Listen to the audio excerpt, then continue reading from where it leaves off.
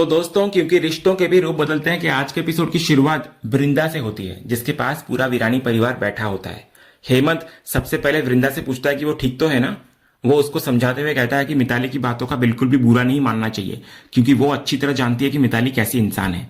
तभी सुप्रिया भी गुस्से में कहती है कि मिताली ने जिस तरह की बातें करी है वो बिल्कुल गलत है। अगर वो उसके सामने आ गई तो वो उसे छोड़ेगी नहीं। उधर मुन्नी भी बोलती है कि उसे पहले से ही अंदाजा था कि नैना और मिताली मिलकर जरूर कोई ना कोई तमाशा करेंगे। इसके बाद मुन्नी प्यार से वृंदा का हौसला बढ़ाती है। वो कहती है कि अब उसे उन बातों के बारे में बिल्कुल नहीं सोचना चाहिए, पूरा परिवार हमेशा उसके साथ खड़ा है। ऋतिक भी यही बात दोहराते हुए कहता है कि चाहे जो भी हो जाए, वो और पूरा परिवार हमेशा वृंदा का साथ देंगे। इतने में वृंदा कुछ बोलने की कोशिश करती है। वो सिर्फ इतना ही कह पाती है कि मिताली ने जो कुछ भी कहा, लेकिन तभी माधवी बीच में ही उसकी बात रोक देती है। वो कहती है कि उन्हें किसी भी तरह की सफाई सुनने की जरूरत नहीं है। वो कहती है कि परिवार में कोई भी इंसान मिताली की बातों पर भरोसा नहीं करेगा, क्योंकि सभी लोग अच्छी तरह जानते हैं कि वृंदा कभी ऐसा कोई काम कर ही नहीं सकती। इसी बीच अक्षय, जो वृंदा की गोद में सिर रखकर बैठा होता है, कहता है कि उसके लिए अपनी मां से बढ़कर कोई नहीं है, इसलिए दुनिया चाहे कुछ भी कहे, ना तो वे उन बातों पर यकीन करेंगे और ना ही वृंदा को कभी अकेला छोड़ेंगे। इतना ही नहीं, अक्षय गुस्से में कहता है कि जो कुछ भी हुआ उसमें उसके पिता अंगद की गलती थी और वो इसके लिए उन्हें कभी माफ नहीं करेगा। यह सुनकर वृंदा तुरंत अक्षय को समझाती है। वो कहती है कि जो कुछ भी हुआ वो उसके और अंगद के बीच का मामला था। वो कहती है कि पति पत्नी के रिश्ते में बहुत कुछ होता है, लेकिन इसका मतलब यह नहीं कि वो अपने बच्चों के पिता को गलत साबित करे। वृंदा कहती है कि अंगद हमेशा अक्षय और माधवी के लिए एक अच्छे पिता रहे हैं। उन्होंने हर मुश्किल वक्त में अपने बच्चों का साथ दिया है, इसलिए सिर्फ उनके और अंगद के रिश्ते की वजह से बच्चे अपने पिता से नफरत नहीं कर सकते। वो भावुक होकर बोलती है कि उसे नहीं पता इस समय अंगद कहाँ है, लेकिन उसे पूरा यकीन है कि वो आज भी अपने दोनों बच्चों से बहुत प्यार करते होंगे। ये सुनकर अक्षय एक पल के लिए सच बताने वाला होता है। वो लगभग बोल ही देता है कि शायद उसने कंसर्ट में अपने पिता को देखा था, लेकिन अगले ही पल वो खुद को रोक लेता है। मन ही मन सोचता है कि अगर उसने अभी ये बात बता दी तो उसकी मां और ज्यादा परेशान हो जाएगी। तभी वृंदा उससे पूछती है कि आप वो कुछ कहना चाहता है, तो इस पर अक्षय बात को पलट देता है। वो कहता है कि वो सिर्फ इतना कहना चाहता था कि उनके लिए उनकी मां ही सब कुछ है, वही उनकी मां भी है और वही उनके लिए पिता जैसी भी है, इसलिए वे हमेशा उनके साथ खड़े रहेंगे। तभी आरव भी दौड़कर वृंदा के गले लग जाता है और कहता है कि वो भी हमेशा उनके साथ रहेगा। इसके बाद अक्षय, माधवी, सुप्रिया और बाकी परिवार के मेंबर भी वृंदा को गले लगा लेते हैं और कहते हैं कि पूरा परिवार हमेशा उसके साथ है। तो अपने परिवार का इतना प्यार देखकर वृंदा इमोशनल हो जाती है। वो कहती है कि उसने जरूर कोई बहुत अच्छे कर्म किए होंगे, तभी उसे इतना प्यार करने वाला परिवार मिला है। इसके बाद वो माहौल को हल्का करने के लिए सबको बैठने के लिए कहती है और खुद सभी के लिए चाय बनाने चली जाती है। लेकिन जाते जाते वो अचानक रुक जाती है और मन ही मन सोचती है कि उसे सिर्फ एक ही बात की चिंता सता रही है। वो सोचती है कि अगर मिस्टर पटेल ने कल रात की सारी बातें सुन ली होंगी तो न जाने अब उनके मन में उसके बारे में क्या धारणा बनी होगी। इसके बाद अगली सुबह का सीन दिखाया जाता है। सुबह होते ही मिताली सीधे कार्तिक के ऑफिस पहुंचती है। वो देखती है कि कार्तिक काफी तनाव में होता है। मिताली उससे कहती है कि उसे पता है काम का बहुत प्रेशर होगा और वो काफी स्ट्रेस में लग रहा है। फिर वो पूछती है कि अगर वो चाहे तो उससे अपनी परेशानी साझा कर सकता है। आखिर उसे किस बात की चिंता सता रही है, काम की या फिर किसी और बात की। लेकिन कार्तिक सिर्फ इतना बोलता है कि वो बिल्कुल ठीक है। इसी बीच ऋतिक, वृंदा, हेमंत, देव और बाकी लोग भी ऑफिस पहुंचते हैं कार्तिक के। ऑफिस के बाहर ऋतिक वृंदा से पूछता है कि अगर वो थोड़ा भी अनकंफर्टेबल फील कर रही है तो उसके आने की कोई जरूरत नहीं है। लेकिन वृंदा मुस्कुराकर कहती है कि जरूर आएगी वो। उसके मुताबिक पर्सनल लाइफ और प्रोफेशनल लाइफ को हमेशा अलग रखना चाहिए। हेमंत भी एक बार फिर पूछता है वृंदा से कि अगर उसको सच में असहज महसूस हो रहा है तो बाकी लोग मीटिंग संभाल लेंगे। लेकिन वृंदा कहती है कि यह सीख तो खुद हेमंत ने ही उसे दी थी कि जिंदगी में एक बुरा हादसा पूरी जिंदगी खत्म नहीं कर सकता। इतना बोलकर सभी लोग कार्तिक के पास पहुंचते हैं। वृंदा हमेशा की तरह मुस्कुराकर कार्तिक को हेलो कहती है, लेकिन जैसे ही कार्तिक पीछे मुड़कर वृंदा को देखता है, उसके दिमाग में पिछली रात मिताली की कही हुई एक एक बात घूमने लगती है। इसी कारण कार्तिक वृंदा से नजरें चुराने लगता है। वो उससे कोई बात नहीं करता और सिर्फ इतना बोलता है सबको कि उसके पापा कॉन्फ्रेंस रूम में सबका इंतजार कर रहे हैं, उन्हें सभी से एक जरूरी बात करनी है।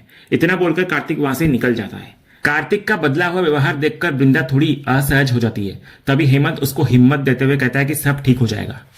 अगला सीन कॉन्फ्रेंस रूम में शुरू होता है, जहां दोनों परिवार के सभी लोग मौजूद होते हैं। मीटिंग की शुरुआत करते हुए कार्तिक कहता है कि आज उसे एक बहुत जरूरी अनाउंसमेंट करनी है। वो कहता है कि पूरे प्रोजेक्ट टीम को तुरंत दिल्ली के लिए निकलना पड़ेगा, क्योंकि अगले दिन सुबह क्लाइंट के साथ एक बेहद इंपॉर्टेंट मीटिंग है। इसी कारण सभी को आज शाम ही दिल्ली रवाना होना होगा। ये सुनकर हेमंत पूछता है कि इतनी जल्दी दिल्ली जाना कैसे पॉसिबल होगा, अभी प्रेजेंटेशन तैयार करनी है और कई जरूरी पॉइंट्स पर डिस्कशन भी बाकी है। इस पर वीरेन बोलता है कि चिंता करने की जरूरत नहीं है, कुछ बातें यहीं पर ऑफिस से तय कर ली जाएंगी और बाकी डिस्कशन रास्ते में या फिर वीडियो कॉल के जरिए पूरा कर लिया जाएगा। हेमंत भी आखिरकार इस फैसले के लिए तैयार हो जाता है। इसके बाद वीरेन नोएना की राय पूछता है तो नोएना भी कहती है कि उसे इस प्लान से कोई दिक्कत नहीं है। इतना सुनते ही मिताली उत्साहित होकर बोलती है कि बहुत अच्छा, अब सभी लोग दिल्ली जाएंगे। फिर वो सीधे कार्तिक की तरफ देखकर कहती है कि वो भी उसके साथ दिल्ली जाएगी और दोनों मिलकर इस मीटिंग को पूरी तरह सक्सेसफुल बनाएंगे। लेकिन तभी वीरेन उसकी बात को काटता है। वो साफ शब्दों में मिताली से कहता है कि दिल्ली वो नहीं जाएगी। वीरेन कहता है कि अगले दिन उसकी फैक्ट्री में इंस्पेक्शन टीम आने वाली है, इसलिए मिताली और नोएना दोनों को वहां मौजूद रहना बहुत जरूरी है। इंस्पेक्शन के दौरान दोनों को खुद अधिकारियों के साथ रहकर सारी प्रक्रिया संभालनी होगी। तो मिताली इस बात को हल्के में लेते हुए कहते हैं कि यह तो कोई बहुत बड़ी बात नहीं है। उसके मुताबिक नोएना अकेले ही सब कुछ संभाल सकती है, वहां दो लोगों के रहने की कोई जरूरत नहीं है। लेकिन वीरेन अपनी बात पर कायम रहता है। वो समझाता है कि इंस्पेक्शन टीम कई सालों से उनकी कंपनी के साथ काम कर रही है। अगर ऐसे टाइम पर मिताली वहां मौजूद नहीं रहेगी तो कंपनी की रेपुटेशन पर सवाल उठ सकते हैं। इसलिए उसने फैसला कर लिया है कि मिताली दिल्ली नहीं जाएगी और यहीं पर रहकर नोएना के साथ इंस्पेक्शन संभालेगी। इसके बाद वीरेन अपनी नजर बृंदा की तरफ करता है। वो कहता है कि उसकी राय में दिल्ली इस प्रोजेक्ट के लिए कार्तिक के साथ बृंदा को जाना चाहिए। वीरेन कहता है कि पूरे प्रोजेक्ट की सबसे ज्यादा जानकारी बृंदा के पास है, प्रेजेंटेशन भी उसी ने तैयार की है और प्रोजेक्ट की हर छोटी बड़ी डिटेल वही सबसे अच्छी तरह समझती है, इसलिए उसने खुद उसका नाम रेकमेंड किया है। अगर वो चाहता तो किसी और को भी भेज सकता था, लेकिन प्रोजेक्ट के लिए सबसे सही इंसान बृंदा ही है। लेकिन वृंदा तुरंत मना करती है। वो कहती है कि उसकी जगह हेमंत, ऋतिक या फिर देव में से किसी को भेज दिया जाए। तभी देव खुद आगे आता है। वो हेमंत से कहता है कि अगर जरूरत हो तो उसे दिल्ली भेज दिया जाए। वो पूरा भरोसा दिलाता है कि वो पूरी जिम्मेदारी के साथ प्रोजेक्ट संभाल लेगा और किसी तरह की परेशानी नहीं आने देगा। बाहर से गंभीर दिखने वाला देव अंदर ही अंदर काफी खुश होता है। वो मन ही मन सोचता है कि अगर उसको दिल्ली जाने का मौका मिल गया तो वो वहां के मशहूर स्किन क्लिनिक में जाकर अपना स्किन ट्रीटमेंट भी करवा सकता है। उसको स्किन बूस्टर्स भी लेने हैं और कई कॉस्मेटिक प्रोसीजर्स भी कराने हैं। वो सोचता है कि दिल्ली का वही डॉक्टर बड़े बड़े बिजनेसमैन और पॉलिटिशियंस का ट्रीटमेंट करता है। जमशेदपुर में तो ऐसी कोई सुविधा ही नहीं है, इसलिए दिल्ली जाने का फायदा उसे भी मिल जाएगा।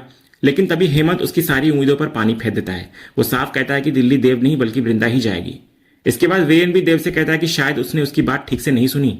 इस प्रोजेक्ट की पूरी जानकारी सिर्फ वृंदा के पास है और उससे बेहतर इस प्रोजेक्ट को कोई दूसरा हैंडल नहीं कर सकता। वीरेन कहता है कि ये प्रोजेक्ट सिर्फ कंपनी के लिए ही नहीं बल्कि कार्तिक के करियर के लिए भी बेहद महत्वपूर्ण है, इसलिए वो किसी तरह का रिस्क नहीं लेना चाहता। उसके मुताबिक इस वक्त सबसे सही फैसला यही है कि कार्तिक के साथ दिल्ली सिर्फ वृंदा ही जाएगी। वो आखिर में साफ कहता है कि फैसला हो चुका है और अब यही फाइनल है कि कार्तिक और वृंदा साथ में दिल्ली जाएंगे। दूसरी तरफ अंगद अपने मैनेजर और दोस्त विकास से नाराज दिखाई देता है। वो पूछता है कि आखिर उसको दिल्ली क्यों जाना है। वो कई बार कह चुका है कि उसे थोड़ा ब्रेक चाहिए, लेकिन विकास उसकी एक भी बात नहीं सुन रहा। इस पर विकास हंसते हुए कहता है कि स्टार्स कभी ब्रेक नहीं लेते। फिर वो मजाक में कहता है कि जल्दी से अपना बैग पैक कर ले। लेकिन अंगद फिर कहता है कि वो लगातार कंसर्ट्स करते करते थक चुका है, कभी एक शहर तो कभी दूसरा शहर, यही सिलसिला चलता रहता है। तब विकास उसको समझाता है कि दिल्ली वाला कंसर्ट खत्म होते ही उसे पूरे 2 दिन का ब्रेक मिलेगा। इतना ही नहीं, दोनों आराम से दिल्ली भी घूमेंगे। फिर विकास कहता है कि उसने उनके रहने के लिए एक शानदार और बेहद पीसफुल होटल बुक कराया है। वो पूछता है कि क्या उसने होटल रेड पर्ल का नाम सुना है, क्योंकि इस बार वे वहीं पर रुकने वाले हैं। उधर उसी समय ऑफिस में हेमंत भी रेड पर्ल होटल का नाम सुनता है और कार्तिक से पूछता है कि क्या वे लोग सच में उसी होटल में रुकेंगे। तो कार्तिक भी कहता है कि हाँ, जब भी वो किसी खास काम से दिल्ली जाता है तो हमेशा उसी होटल में ठहरता है। उधर विकास दिल्ली जाने के लिए कपड़े पैक कर रहा होता है। इसी बीच वो अंगद से कहता है कि उसे दिल्ली में किसी भी तरह की परेशानी नहीं होने देगा। वो सबसे अच्छी बात यह है कि वहां ऐसा कोई भी नहीं होगा जो उसे बार बार उसके दर्दनाक अतीत की याद दिलाएगा। दूसरी तरफ कॉन्फ्रेंस रूम में हेमंत बृंदा से कहता है कि दिल्ली जाने से पहले उसे पैकिंग करने और बाकी तैयारियां करने के लिए थोड़ा समय चाहिए होगा, इसलिए वो पहले घर चली जाए। वो खुद बाकी काम निपटाकर बाद में आएगा। इसके बाद सभी लोग कॉन्फ्रेंस रूम से बाहर निकल जाते हैं। जब वहां सिर्फ वीरेन और हेमंत रह जाते हैं तब वीरेन पिछली रात की पार्टी की बात छेड़ता है। वो कहता है हेमंत से कि जो कुछ भी हुआ उसका उससे बिल्कुल अंदाजा नहीं था।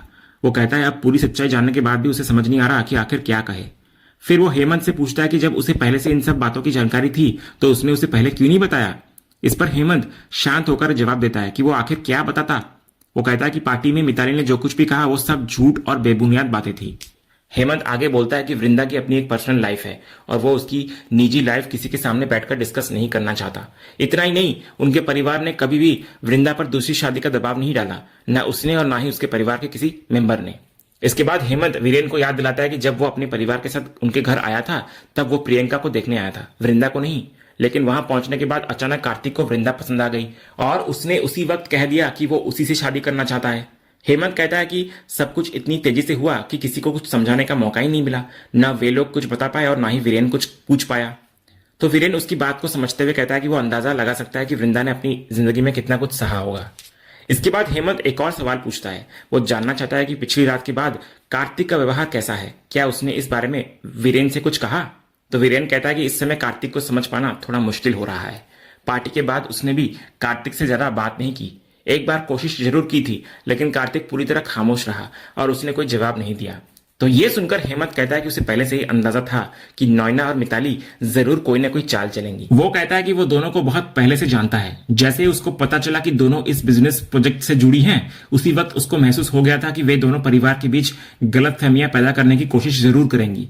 हेमंत साफ कहता है कि दोनों ने वही किया। उन्होंने दोनों परिवारों के बीच एक बड़ी मिसअंडरस्टैंडिंग पैदा कर दी। वो याद दिलाता है कि उसने पहले भी कहा था कि दोनों परिवारों को इस प्रोजेक्ट में साथ काम नहीं करना चाहिए, मिताली और नॉयना के साथ। लेकिन वीरेन उम्मीद नहीं छोड़ता। वो कहता है कि शायद इसी वजह से उसने कार्तिक और वृंदा को दिल्ली साथ भेजा है। अब देखते हैं वहां क्या होता है। दूसरी तरफ ऑफिस में मिताली एक बड़ा सा सूटकेस लेकर देव के पास पहुंचती है। देव उसको देखकर ताना कसते हुए कहता है कि लगता है अब वो मैदान छोड़कर जाने की तैयारी कर रही है। लेकिन मिताली तुरंत कहती है कि वो मैदान छोड़ने वालों में से नहीं है, बल्कि मैदान को अपना बना लेती है। वो कहती है कि अब दोनों एक ही कंपनी में साथ काम कर रहे हैं, इसलिए ऑफिस में उसका आना जाना तो लगा ही रहेगा। देव की नजर उसके सूटकेस पर जाती है। वो पूछता है कि आखिर उसमें क्या है। मिताली जानबूझकर कहती है कि उसने कुछ कोरियन स्किन केयर प्रोडक्ट्स खरीदे हैं।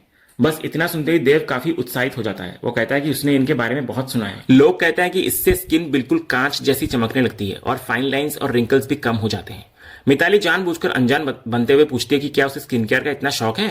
तो देव तुरंत हाँ कहता है।